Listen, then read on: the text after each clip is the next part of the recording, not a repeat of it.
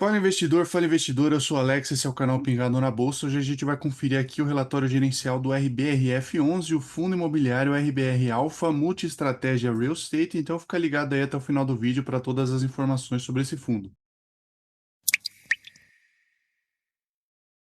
Bom, antes de mais nada, eu vou pedir para você se inscrever no canal caso não seja inscrito ainda e também curtir o vídeo que ajuda bastante aqui na divulgação do nosso trabalho. E aqui sobre o RBR Alpha Multi-Estratégia Real Estate, o RBRF11.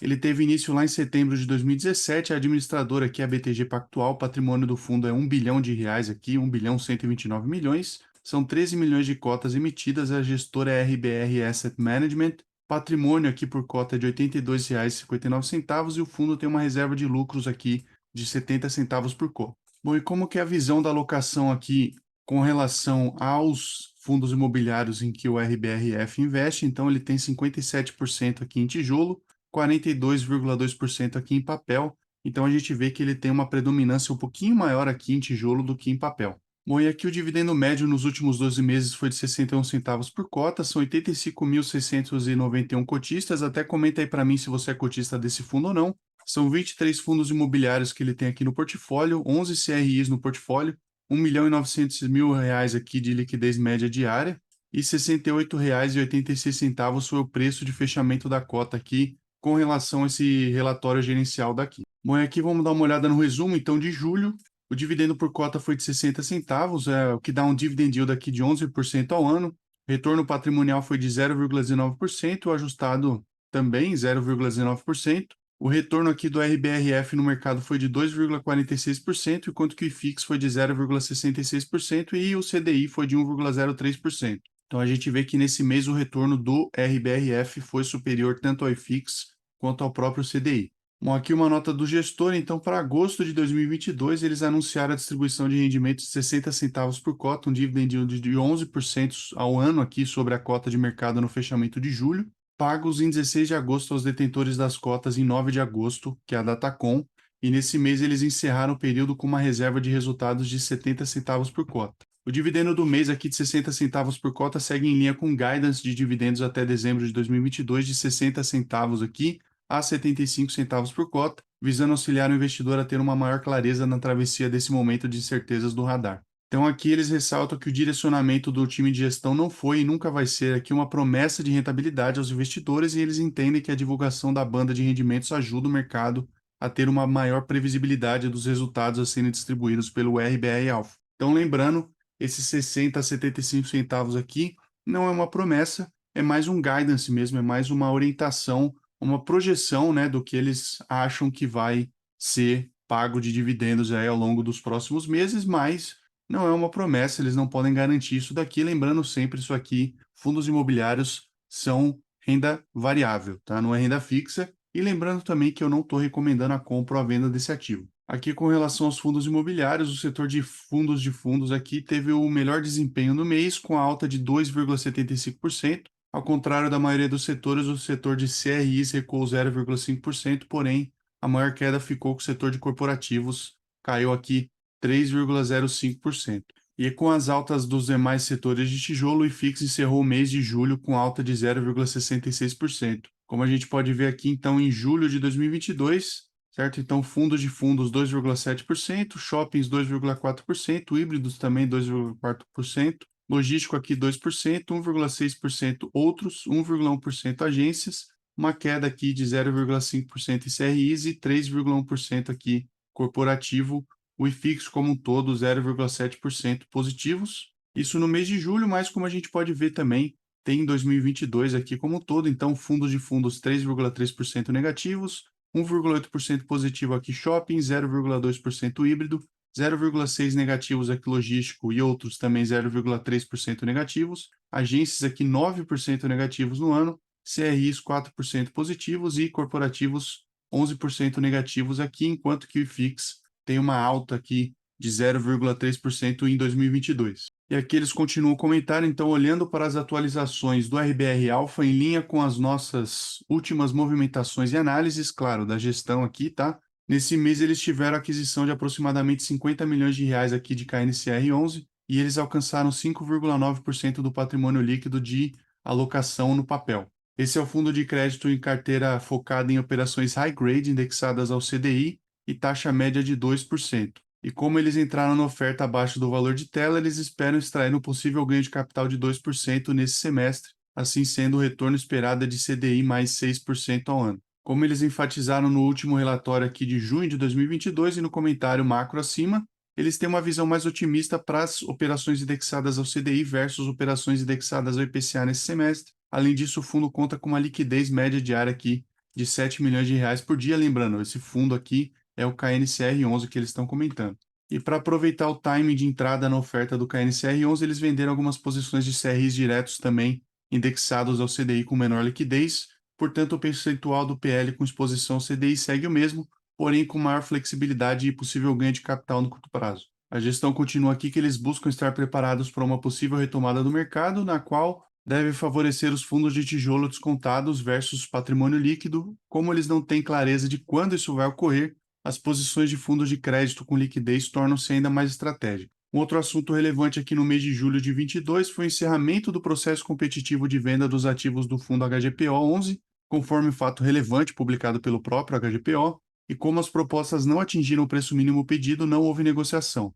Eles veem que o processo competitivo ratificou a visão fundamentalista do tijolo, que o fundo está sendo negociado com desconto para o valor justo dos ativos, uma vez que a melhor proposta enviada foi de R$ 37 mil aqui por metro quadrado versus um preço de tela aqui negociado em bolsa de R$ 34 mil por metro quadrado. Então, na visão da gestão aqui, o valor de R$ 39 mil por metro quadrado, corrigido pelo IPCA, continua sendo o valor adequado dos prédios. Lembrando, o HGPO é basicamente um fundo mono, tá? Ele só tem dois ativos, um de frente para o outro, basicamente. Então, é um fundo bem limitado aí com relação ao número de prédios, mas é um fundo que tem dois prédios de muita qualidade. E aqui, por fim, como eles já haviam mencionado anteriormente, eles têm bastante conforto em manter a posição do HGPO aqui para longo prazo. Aqui sobre a rentabilidade aqui, né, do RBR Alpha, então, sobre a performance do fundo até então, ao analisarmos a rentabilidade ajustada, né, o patrimônio líquido mais dividendos do RBRF, desde o seu início em setembro de 2017, o fundo supera a performance do IFIX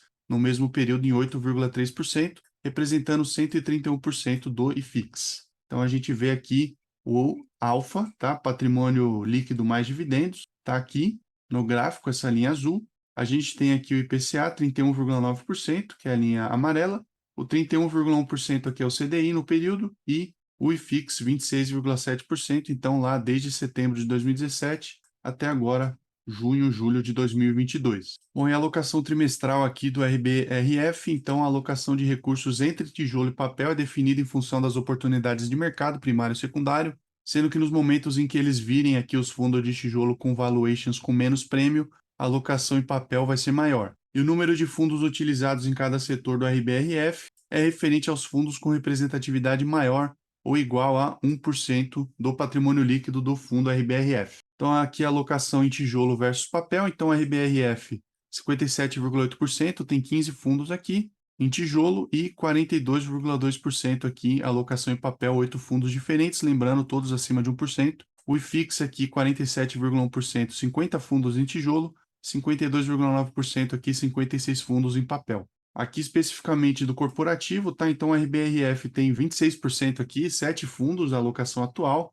A maior posição é TEPP11, com 6,7%, enquanto que o IFIX tem 6,2%, 9 fundos, e a maior posição é BRCR11, com 1,4%.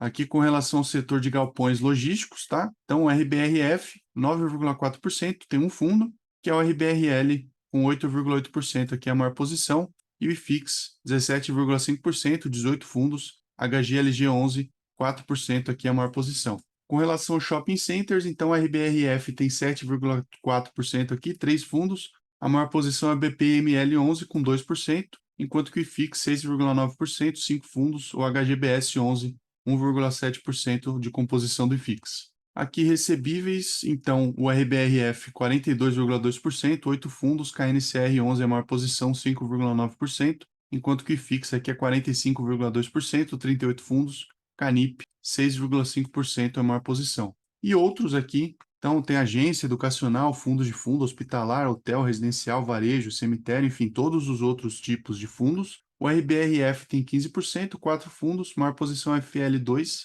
com 7,5%, enquanto que FIX 24,2%, 36 fundos, KNRI 11, 3,1% é a maior posição aqui do FIX. Bom, aqui é a estratégia de investimentos do fundo, então o RBRF vai buscar a diversificação dos seus investimentos em 4 principais estratégias, então tem a Alfa, que é a principal estratégia, foco em fundos imobiliários de tijolo abaixo do custo de reposição e com foco na valorização de ativos. Tem a Beta também, que é posições táticas com foco em fundos imobiliários com dividendos estabilizados, fundos mais sensíveis às oscilações de curto prazo. CRI diretamente aqui, busca de retornos acima do benchmark via dívida imobiliária, garantias mais fluxo de recebíveis e a liquidez, recursos aguardando alocação futura, em geral alocados em fundos de renda fixa com liquidez imediata. E a gente vê aqui a alocação por segmento e a composição da carteira do fundo. Então, por estratégia de investimento, certo? A Alfa 43%, CRIs 42%, tem quase nada de liquidez aqui, a Beta 15%, enquanto que a alocação por segmento, então recebíveis 42%,